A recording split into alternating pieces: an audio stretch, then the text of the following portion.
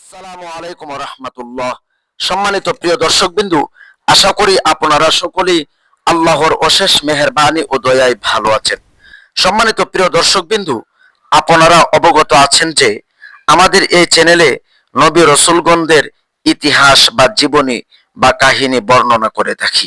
এবারের পাঠে আমরা জানব হযরত মূসা আলাইহিস সালাম এবং হারুন আলাইহিস সালামের জীবনী, সাথে পাপিষ্ঠ ফেরাউনের কাহিনী। ঘটনা শুরু করার আগে ভূমিকায় আমরা কিছু জেনে আসি।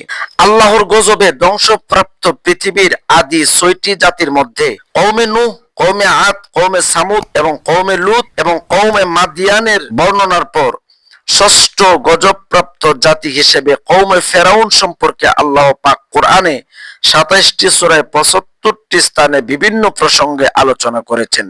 কোরআনে সর্বাধিক আলোচিত বিষয় হলো এটি, যাতে ফেরাউনের চরিত্র ও বৈশিষ্ট্য এবং তার জুলুমের নীতি পদ্ধতি সমূহ প্রিয় দর্শকদের কাছে পরিষ্কার হয়ে যায় এবং এ যুগের ফেরাউনদের বিষয়ে উম্মতে মুহাম্মদী হুঁশিয়ারি হয়।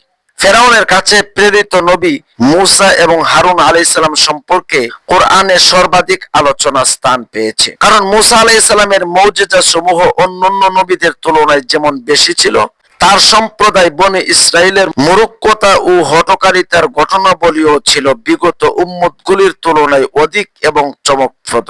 এত সব পরেও মূসা আলাইহিস সালামকে বারবার পরীক্ষা নেবার মধ্যে এবং তার কওমের দীর্ঘ কাহিনীর আলোচনা প্রসঙ্গে বহু জ্ঞাতব্য বিষয় ও আদেশ নিষেধের কথাও এসেছে। সর্বোপরি শাসক সম্রাট ফেরাউন ও তার কিবতী সম্প্রদায় কর্তৃক সংখ্যালঘু অভিবাসী বনু ইসরাইল সম্প্রদায়ের উপর জুলুম অত্যাচারের বিবরণ ও তার প্রতিরোধ, মূসা আলাইহিস সালামের প্রচেষ্টা এবং দীর্ঘ ২০ বছর ধরে জালেম সম্প্রদায়ের উপরে আপাতিত বিভিন্ন গজবের বর্ণনা ও অবশেষে ফেরাউনের সদল বলে সলিল সমাধির ঘটনা যেন জীবন্ত বাণীচিত্র হয়ে ফুটে উঠেছে বিভিন্ন সূরায় বর্ণিত কোরআনের অনুপম বাক্যভঙ্গিতে।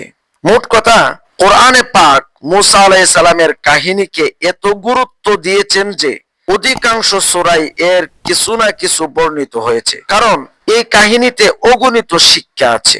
আল্লাহ তাআলার অপার শক্তি ও অনুগ্রহের বিস্ময়কর রহস্য সমূহ সন্নিবেশিত হয়েছে। এগুলোতে কর্মদীপনা ও চারিত্রিক সংশোধনের নির্দেশিকা সমূহ প্রচুর পরিমাণে বিদ্যমান রয়েছে। মূসা আলাইহিস সালাম ও ফেরাউনের ঘটনা কোরআনে বারবার উল্লেখ করার অন্যতম উদ্দেশ্য হলো ইলাহি কিতাবধারী ইহুদি নাসারাদের পিছনের কথা স্মরণ করিয়ে দেওয়া এবং শেষ নবীর উপরে ঈমান আনার পক্ষে যৌক্তিকতা উপস্থাপন করা। উল্লেখ্য যে পরবর্তী রাসূল দাউদ আলাইহিস সালাম, সুলাইমান আলাইহিস সালাম এবং ঈসা আলাইহিস সালাম সবাই ছিলেন বনি ইসরাইলের সম্প্রদায়ভুক্ত এবং তাদের প্রতি প্রেরিত নবী।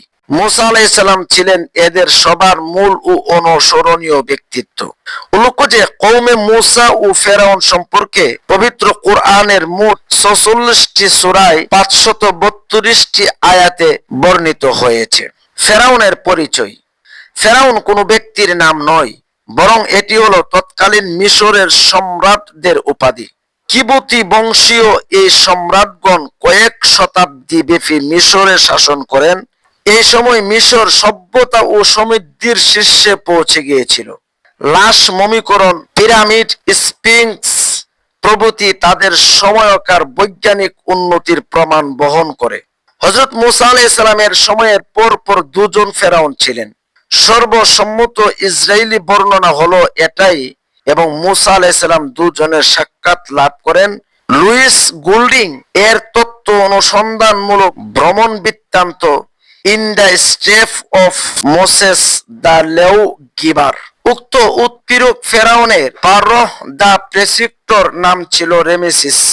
রেমেসিস এবং ডুবে মরা ফেরাউন ছিল তার পুত্র মানেহপতা বা মারনেহপতা। লোহিত সাগর সংলগ্ন তিক্ত হ্রদে তিনি শৈশন্য ডুবে মারা যান।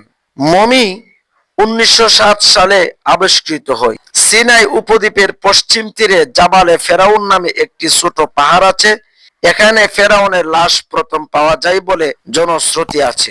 গোল্ডিং এর ভ্রমণ পুস্তক এবং এনসাইক্লোপিডিয়া ব্রিটানিকার নিবন্ধনে বলা হয়েছে যে তেবস নামক স্থানে সমাধিত মন্দিরে 1896 সালে একটি স্তম্ভ আবিষ্কৃত হয়, যাতে মারনেফতা এর আমলের কীর্তি সমূহ লিপিবদ্ধ ছিল। অতঃপর 1906 সালে ব্রিটিশ নৃতত্ত্ববিদ স্যার ক্রাফু ইলিয়ট স্মিথ মমিগুলো খুলে মমিকরণের কলা কৌশল অনুসন্ধান শুরু করেন। এভাবে তিনি 44টি মমি পরীক্ষা করেন এবং অবশেষে 1907 সালে তিনি ফেরাউন মারনেফতা এর লাশ শনাক্ত করেন। ওই সময় তার লাশের উপরে লবণের একটি স্তর জমেছিল, যা দেখে সবাই স্তম্ভিত হন, এ কারণে যে অন্য কোনো মমি দেহে অনুভব হওয়া যায়নি। উক্ত লবণের স্তর যে সাগরের লবণাক্ত পানি তা বলাই বাহুল্য। এভাবে সূরা ইউনূসের 92 নম্বর আয়াতের বক্তব্য দুনিয়াবাসীর নিকটে সত্য প্রমাণিত হয়ে যায় যে, যেখানে আল্লাহ বলেছিলেন যে আজকে আমরা তোমার দেহকে বিনষ্ট হওয়া থেকে বাঁচিয়ে দিলাম, যাতে তুমি পরবর্তীদের জন্য দৃষ্টান্ত হতে পারো। সূরা ইউনূস। বস্তুত ফেরাউনের লাশ আজও মিশরের কায়রোতে পিরামিডে রক্ষিত আছে, যা দেখে লোকেরা উপদেশ হাসিল করতে পারে। মুসা আলাইহিস সালাম এবং ফেরাউন সম্পর্কে আল্লাহ বলেন, নাতলু আলাইকা মিন নাবাই মূসা ওয়া ফিরআউনা বিল হাক্কি লিকাওমি ইউমিনুন ইন্না ফিরআউনা আলা ফিল আরদি ওয়া জাআলা আহলাহা শিয়া ইয়াস্তাদঈফু তাইফাতাম মিনহুম ইউযাব্বিহু আবনাআহুম ওয়া ইস্তাহয়ী নিসাআহুম ইন্নাহু কানা মিনাল মুফসিদিন। আমরা আপনার নিকটে মূসা ও ফেরাউনের বৃত্তান্ত সমূহ থেকে সত্য সহকারে বর্ণনা করব বিশ্বাসী সম্প্রদায়ের জন্য। নিশ্চয় ফেরাউন তার দেশে উদ্বৃত্ত হয়েছিল এবং তার জনগণকে বিভিন্ন দলে বিভক্ত করেছিল। তাদের মধ্যকার একটি দলকে সে দুর্বল করে দিয়েছিল। সে তাদের পুত্র সন্তানদের হত্যা করত এবং কন্যা সন্তানদের বাঁচিয়ে রাখত। বস্তুত সে ছিল অনর্থ সৃষ্টিকারীদের অন্তর্ভুক্ত। সূরা কসাস।